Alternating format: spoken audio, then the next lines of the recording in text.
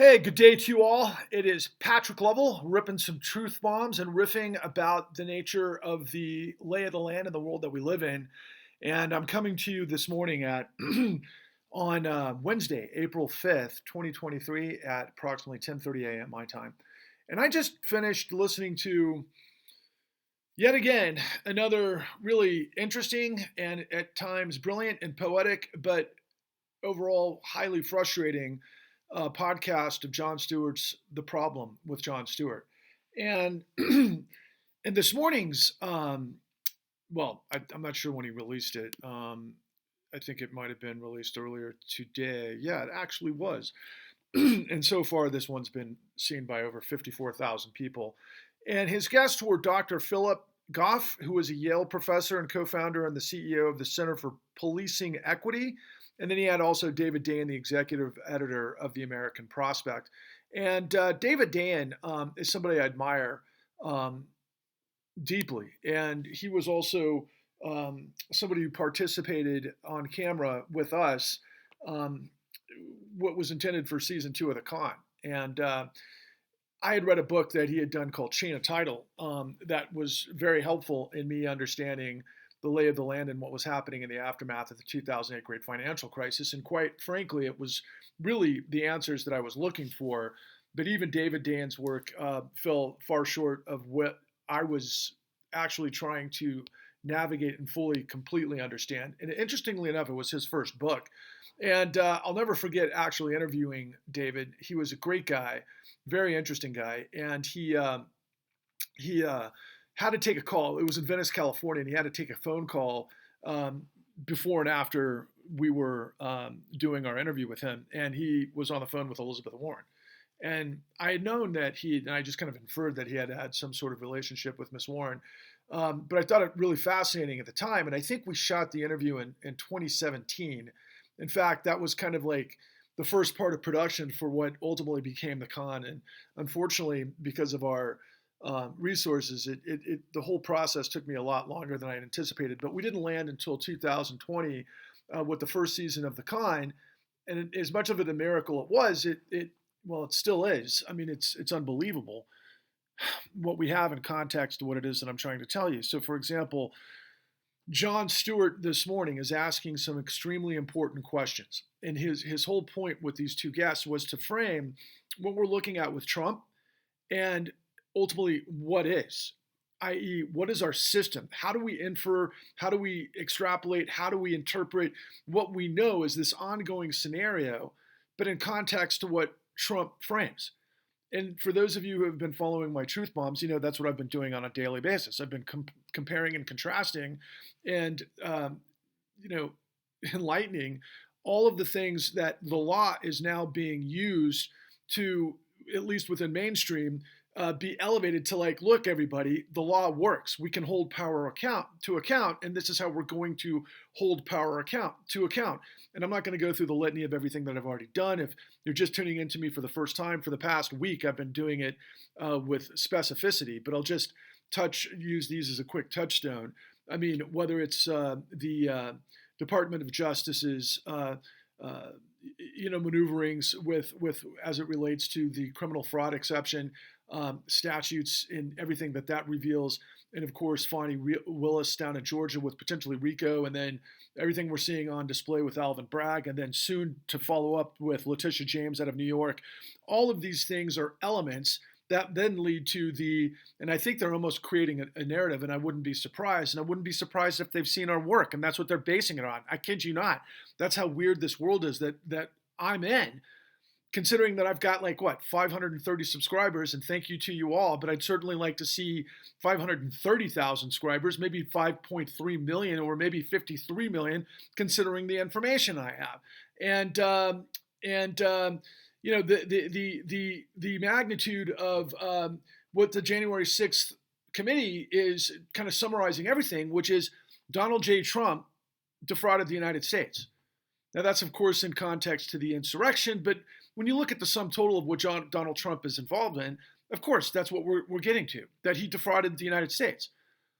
But he's a microcosm. I'm telling you, he is both at once. It's a miracle and a nightmare, all rolled into one, depending on all of the different advantages you can interpret all of these things that are happening at once. But Donald J. Trump is both a reflection. He is a mirror of really what the system is, and he's almost like this poetic sort of, I don't know, godlike expression of the worst of ourselves. And like a lot of times yesterday, people were responding, especially on the far right, and predictably that this sort of juxtaposition that Donald is sacrificing himself for the broader population, of course, the white people that have all circled around MAGA because of a lot of things, a lot of psychology and sociopathy and you name it. But the long and the short of it is, he's trying to make himself out to be like this Christ-like character that is like sacrificing himself for the sins of the whole sort of thing. And it's ridiculous and insane, but at the same time, it's kind of funny because he really is this sort of sacrificial lamb of the actual system of fraud. And so what I've been saying is, God didn't write this script. Donald Trump would be an expression if Lucifer wrote the script. Honestly, it's just unbelievable that we're in this like Orwellian, perverted, twisted, semantical gymnastics that take what is and perverts it all into this thing that is just going to erupt because at the base of everything, the tumor is corruption.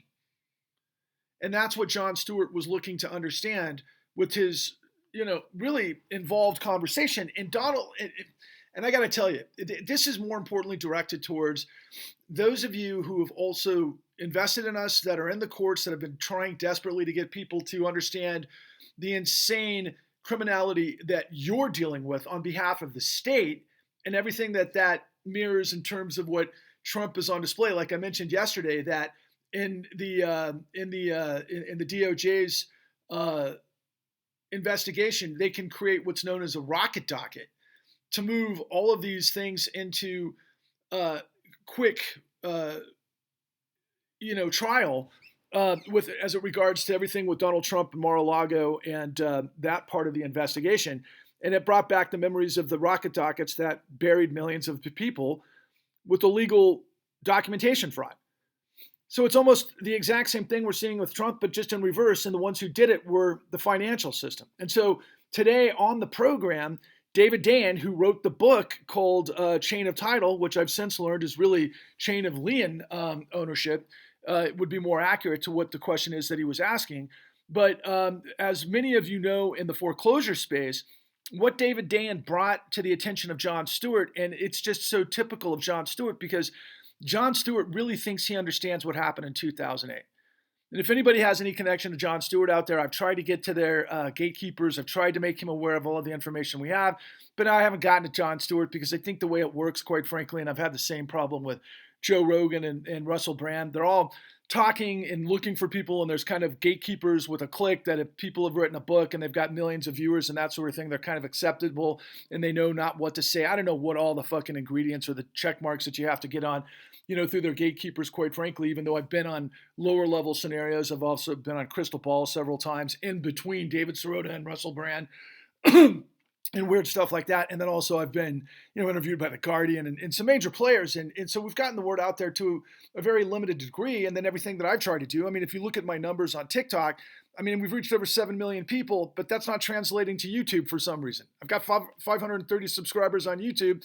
Thank you to each and every one of you again, but I need millions because of the information I have, because of what's on display with Jon Stewart looking for these answers. And yet he's going to jump ahead while talking to David Dayen, who's trying to tell him specific answers to the question he's asking, but he's trying to move it along from yesteryear's crisis that we can, have some context that he ultimately comes back to with his guest from Yale. But ultimately, that kind of goes right over his head as it relates to what he's actually asking as it relates to Donald Trump, for example.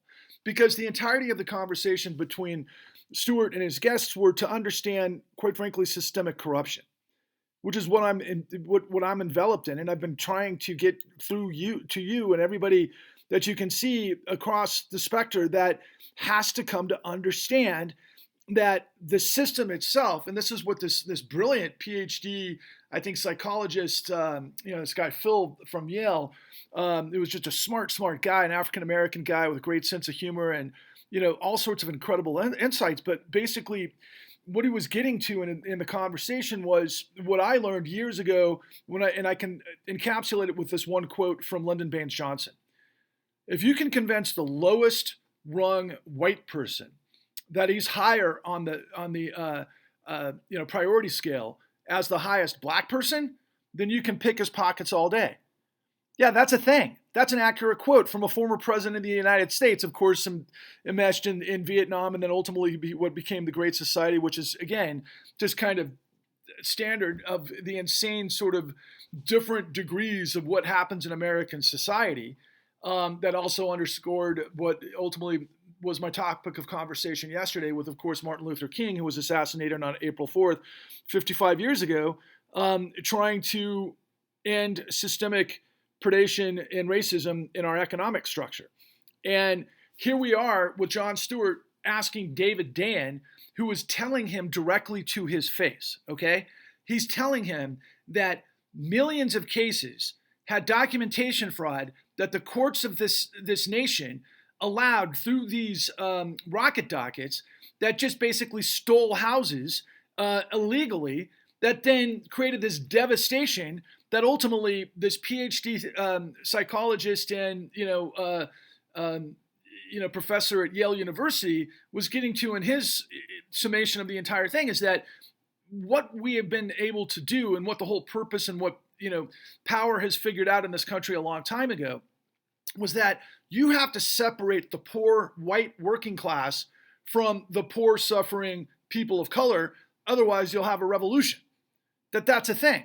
And as I've displayed to you in what should have been the next step understanding from Jon Stewart of what David Dayen was trying to tell him, was that, look, African Americans were targeted in mass numbers based on the inner workings, even though unfortunately David Dayen doesn't have this information, I do, which is that banks like Wells Fargo literally had verticals and training sessions with their top brokers from around the country, where they targeted African Americans to either get them financing for homes or refinance and so forth.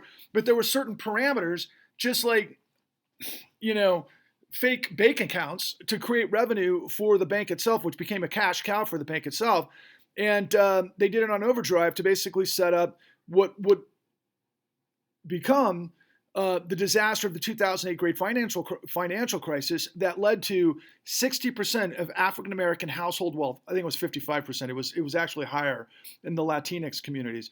But 55% of African American household wealth had evaporated as a result of the 2008 great financial crisis, which was all baked into the system, which I continue to tell you, based on the predatory lending that was supposed to be mandated through Congress to the Federal Reserve to prevent, and as I've demonstrated to you, that the Federal Reserve got all of the information from the people that I got on camera and interviewed that laid out the techniques that we show you in the con at www.thecon.tv that use these mechanics of predation and what we call affinity fraud and all sorts of different encumbrances of deception that were setting these people up to get their houses stolen. Quite frankly, that's as simple as I can put it. And we had, evidence of intent the entire way. And this information made its way from the investigators, who ended up, by the way, creating the Consumer Financial Protection Bureau, of course, of which Elizabeth Warren got all the credit for it. But the people that actually put it together were the people that I talked to, who found out as early as like 2001, 2, 3 about this predation, and through the proper channels got it to the FOMC at the board of directors of the Federal Reserve, and it made its way through the head of the Philadelphia Federal Reserve, a gentleman by the name of Ned Gramlich, who was on the FOMC, who took the information directly to then Federal Reserve Chairman Alan Greenspan, which it should have shut it all down right then and there, as early as I think 2002, 2003. And by the way, concurrently, as we show you in the con, that there were appraisers all over the country that went to the FBI to say, look, the lenders are forcing us to make up the numbers, particularly in minority communities, to be able to do our job. And then forcing us to lie because they wanted to keep the pipeline going in the way it works in the fundamentals. Again, everything we show you in the con at www.thecon.tv. So the actual, regulators, the institutions that are supposed to prevent all of this stuff from happening, most notably the Federal Reserve, which is mandated by Congress under what we call the Homeowner Equity Protection Act statutes, got the information, had the evidence, and had enough to blow it all up and to stop this stuff, but they didn't. And then internally, what I discovered, and I show you at the con, www.thecon.tv, the former director of investigations at the FBI had the mortgage fraud in a noose, and he was about to take the whole thing down. And then, of course, the former attorney general of the Bush administration, a guy by the name of Gonzalez, he shut it down. And then he took the resources that were going into the investigations of the white collar criminality that weren't baked into the mortgage fraud scenario at that time period. He took resources away from it and literally put it into porn. Okay, but as it turns out, the top contributor to the Bush administration wasn't Exxon. It wasn't some major player out of the military-industrial complex. It wasn't Saudi Arabia, although they were all way up there. No, the largest contributor to the Bush administration was the largest predatory lender, who ran a company called AmeriQuest. And they were using all of the documentation fraud, which is revealed in this book called The Monster, and it was another journalist I worked with that we show you in the con at www.thecon.tv, where millions of documents were basically, they'd take it back to what they call the fix-it shop, where they would use documentation fraud. Of course, what we saw 34 counts of felonies against Donald Trump yesterday for business documentation fabrication. That is very similar to what I'm talking about, to where they would white out the W-2s and the tax, W-2s and a variety of other things that go into, creating the numbers that people could get approved for loans. And they did this particularly in minority communities. Now, these are all questions that Jon Stewart was asking, and literally David Dan, to me, looked like he was trying to give Jon these answers, but Jon doesn't have the wherewithal or the capacity or the knowledge to understand exactly what was going on to stay on point, because he had to get to a further point of, okay, how do we contrast what's going on with Donald Trump and the broader scenario that we're all aware of, which is systemic corruption. And yet he couldn't hang on the details of what it was that lays that all out. And he doesn't know the information that I just told you. I can assure you that there is no bigger revelation in the history of the last 75 years than what I just told you. So hit the rewind button. What did I just tell you? I just told you that the Federal Reserve Chairman, who was mandated by Congress, because the Federal Reserve is under and accountable to Congress, that it shall regulate Homeowner Equity Protection Act against predation. And when the steps that have to take place when you have that information is to shut down the lending capacity that was going through the whole channels of the financialization that Jon Stewart has a grasp of, but he always goes to the derivatives aspect of it. So what happened in the great financial crisis is you got to build the loan portfolios. And loans are approved based on underwriting. And when you take out the stopgaps of underwriting and you incentivize people to lie, steal, and cheat their way to getting these loans approved, then you package them in the mortgage-backed securities that Jon has a sensibility of, and then you get it through the ratings agencies that everybody was in on the game because they were all paid by the investment banks to be able to lie, steal, and cheat to get those approved, just like the underwriters, to the tune of tens of millions of fucking fraudulent, phony securities.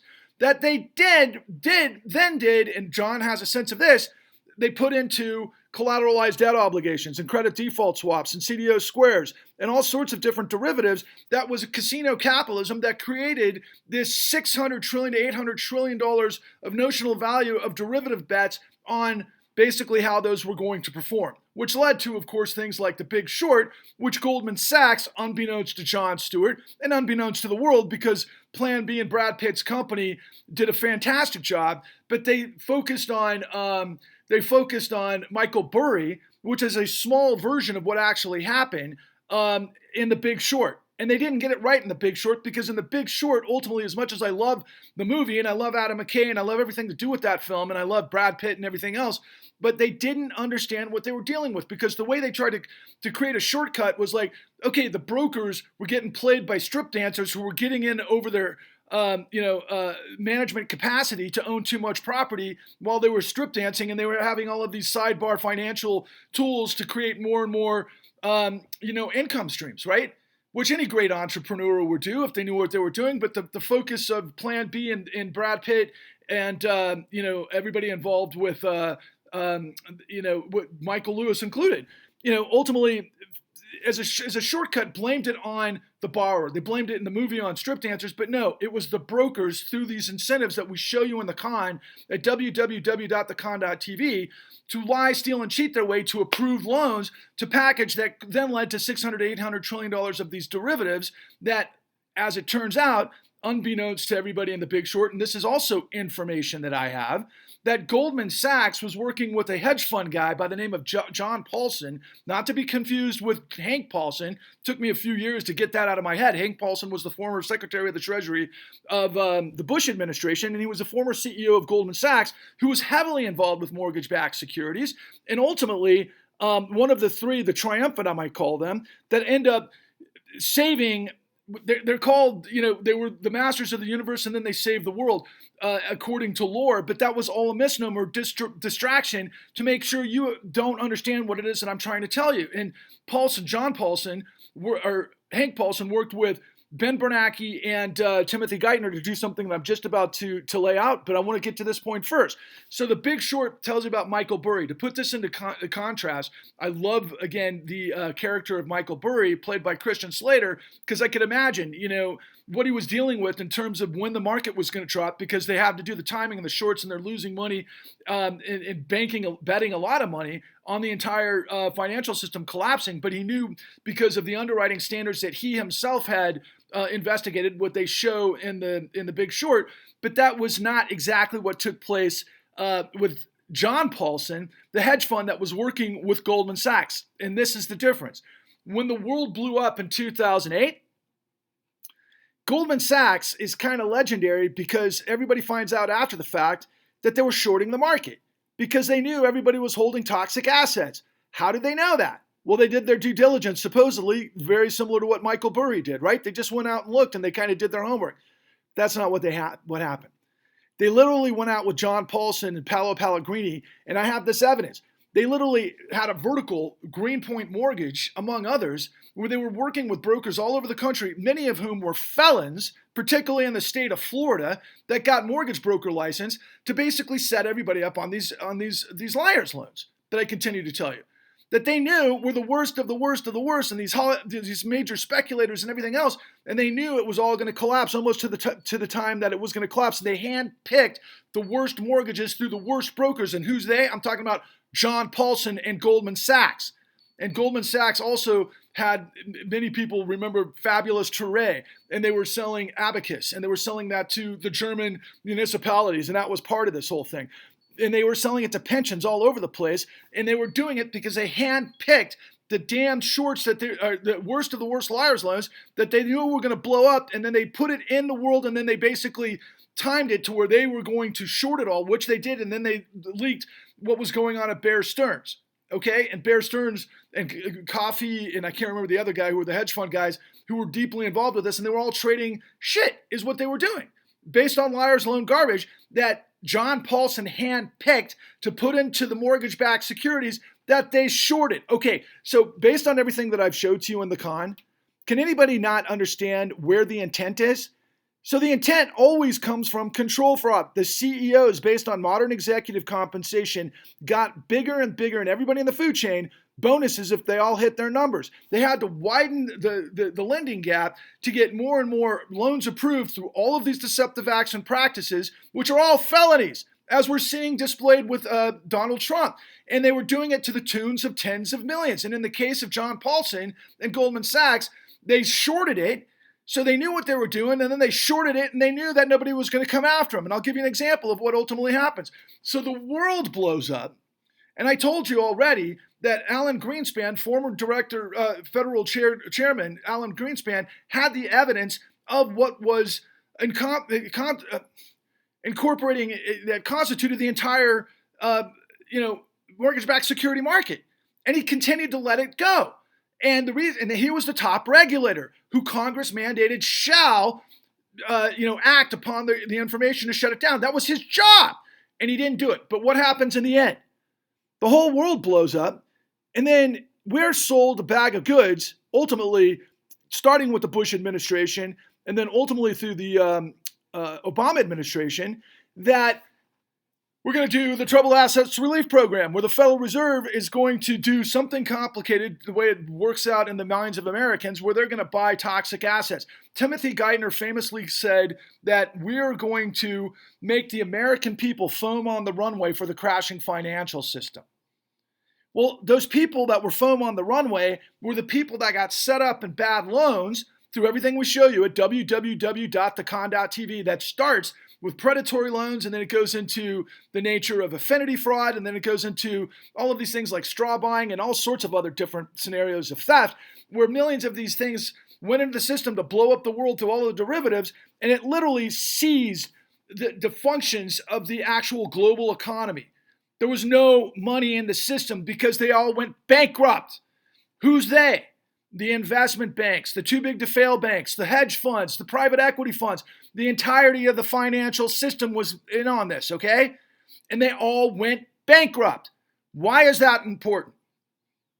Come on, somebody answer. Answer the question. I've been saying this to you guys for a year and a half. If you've seen me on TikTok, where I've been seen by 7 million viewers, we did this one TikTok where I asked the question to the audience, and I'm just being facetious in a way, even though we did this, but it's funny because I'm trying to talk to the audience. I've laid this out a million times. What did we do?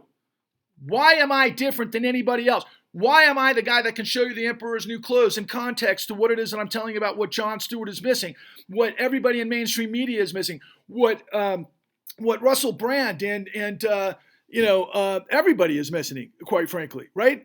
Joe Rogan and so forth. But they're all looking, but they can't see the forest for the trees. Like Indiana Jones pointed out, which I am in this scenario, they're all digging in the wrong place. What is the answer here, people? What is the answer? I know the people who are close to me know the answer, but what about you? Put it in the comment section. Spread the word. What happened? The Federal Reserve kicked in behind the scenes, what nobody understands, and this was against every rule and regulation based on the Federal Reserve being accountable to Congress, but Congress wiped its hands of it because it sold us a lie. Everybody was sold a lie. The entire world was sold a lie. Okay? Donald Trump says the whole thing was a lie in terms of the 2020 election, right? That's his whole thing. No, he got that based on what I've been trying to tell you the whole time, because the real coup d'etat happened in 2009 as a result of this. The Federal Reserve used Federal Reserve Act 13.3 to pump illegally $29 trillion to the bankrupt financial system. It says right in the fucking not statute of limitations, in the actual statutes of what is supposed to encompass the lender of last resort capacity. It was not to loan trillions of dollars to banks that were insolvent because of the fraud that I am revealing to you. That, again, Jon Stewart is like, oh, yeah, that's kind of what they did, and he makes a little laugh about it, and then he moves on to try to get to his question, and he just walked over the answer to the question that David Dayen's trying to tell him, but David Dayen's not going to tell him the whole story, because David Dayen just doesn't do that. David Dayen's a genius. He's one of the best writers in our country. He's the best at this stuff, but he's still not nearly to the level of what it is that I'm explaining to you. Okay? I don't know why I'm the guy that's got all the answers, and I'm the guy that they have somehow figured out a way through algorithms and anything else, and maybe those of you who hear me, you're not connecting with me, maybe what I'm saying is going over your head, you don't like me for some reason, or maybe you do and you just don't know what to think because you haven't seen me all over the place and you just don't have enough information, and you're being blitzkrieged with information and you can't put two and two together because it's confusing times, but it's not. It's simple. The whole system is corrupt, and it was used illegally, the full faith and credit of the United States, that we got that way. How did we get to that position where we became the world's global currency, where we became a superpower? How did we get that power? Was it from lying, deceiving, and cheating and destroying people who built this country? Was it for betraying all of the people who fought for the patriotism and, the progressive movements to make in order to form a more perfect union? No, it was to betray us and act as parasites and vultures to eat off of the freaking strength that we became. I mean, I'm reminded of that film, The Lion, the Witch, and the Wardrobe. I mean, the way that they basically, the storyline, the theme, the thesis, was the king, the lion, was basically betrayed by everyone. Right? That's what we're talking about. And, of course, that has mythical consternations and, parables to, of course, Christianity and the whole purpose of it. And that has, of course, through Christ to, quite frankly, the very beginning of Judaism, which Christ was a rabbi because, he was celebrating Passover and, liberty because of Exodus from Moses. I mean, it's one constant continuum. And getting back to the point of Jon Stewart and Federal Reserve Act 13.3 and nobody listening, and yet Donald Trump being a mirror of everything that it is that I have expressed to you and explained to you. But yet, please, I've got to make this, again, crystal clear to you that there were tens of millions of people that got destroyed by this, myself included. And there are people fighting for justice right now that can't see the forest for the trees themselves because they're paying attention to freaking guys that are lying to them. There's attorneys out there that string people along to tell them that, oh yeah, we can figure this out because we have this kind of knowledge and all you got to do is you got to pay a fee and we'll get you in there and then we'll fight for you this way. Meanwhile, nobody's talking about the corruption that enabled the courts, like David Dan was just trying to tell Jon Stewart, in millions of cases, and also through a registry of deeds, through robo-signing, and all of this stuff is, public knowledge because of the way it is, but nobody understands what it all means, that you have these servicers and these foreclosure mills that lied on millions of documentation fraud to steal houses because they were getting paid money through the Federal Reserve from the primary dealer brokers through quantitative easing because the American people were foam on the runway for the crashing financial system. I could tell you a lot more. It's corporate fascism undergirded by a criminal syndicate that uses socialism to guarantee the mafiocracy that has now birthed fascism. I have been asking you, and it's not getting through to you because I'm not seeing a corollary and I'm not getting any investors in the last week, and I've been trying to get to 1,300, which is an objective of mine. And the reason I'm asking for 13 is because it was the original 13 colonies that had the courage and fortitude to come together to fight for liberty against bondage, to basically defeat tyranny, which was King George III, and of course, more probably importantly, based on everything else I'm talking about, the East India Trading Company, and of course the Redcoats. That's what Wall Street is, the East India Trading Company, okay? King George III is our financial system, and, our police and the military is the Redcoats, okay? They've turned against us. They've betrayed us. This whole system is the devil. The greatest trick the devil ever played was to convince the world he didn't exist because they keep pissing on your head thinking you're a fool because you are a fool. You got to wake the fuck up. You got to come to understand that there's only one way we're going to pierce the veil. There's only one way we're going to create an understanding between the victims that got sabotaged by predatory lending in the African American community and the victims of the pension collapse of the white working class. You guys all got played by the same machine. And like I said yesterday, imagine Donald Trump, as a caricature in a political cartoon. The way I would draw it is, there he is in front of the American people, blabbering on the way he does, that he's some sort of vilified, innocent guy that is, throwing himself or dying for your sins or something. I mean, the bottom line is he's dying for you, white America, MAGA. when he's also pissing on your head telling you it's rain. I don't know how many times I got to tell you, when he said he was going to drain the swamp, he put the exact players in place to maintain the swamp, which I think he and through his Treasury Secretary, Steve Mnuchin, and who knows what, Wilbur Ross, I think, was involved as well. I'm sure the Trump administration or the Trump companies walked with billions from looting whatever they did with the Treasury as a result of all the stuff that was going on through COVID. That's not even a part of these investigations. I wouldn't be surprised if he got away with at least $1 billion, honestly.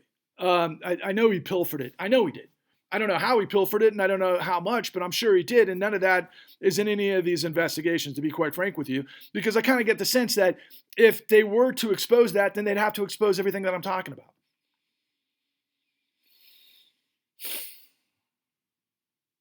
Can I find 13 patriots who realize that the whole system is a facade of corruption, that they're destroying us and they're destroying the law? And I'll just finish off with what I always finish off with. Look, we've got to create a populist tidal wave crusade to purge corruption. That's what we're doing. And the way we're going to do that is if millions of you, starting with 1,300 of you, the original 1,300, like Leonidas and 300 that defeated the Persian Empire in the movie 300, something like that, warriors for justice, come together. If you contribute, invest $13. I know you all have $13. It's because you're not a billionaire who can contribute billions of dollars to corrupt the system so that you get paid trillions of dollars. They're doing this to destroy you. Get it? They control the whole thing, and you don't understand what's going on, and the courts are working for them. There's no separation of powers here, guys. We've been completely betrayed. And so if you, me, and everyone you see who isn't a Nazi, who believes in dignity, who believes in integrity, who believes in liberty, and who believes in sustainability, merge in unity, we will defeat tyranny, and that's our destiny. Please, people, rise, roar, revolt. Failure is not an option. We together will wrestle control away from the denizens of disaster, from the fiefdoms of evil, to recreate a government of, by, and for the people with the separation of powers, such that we can then, once we purge this darkness that had complete control of our system for the last 20 years, we will create a renaissance. We will create the new Enlightenment. We will save ourselves from ourselves. Everything is on the line. Onwards and upwards.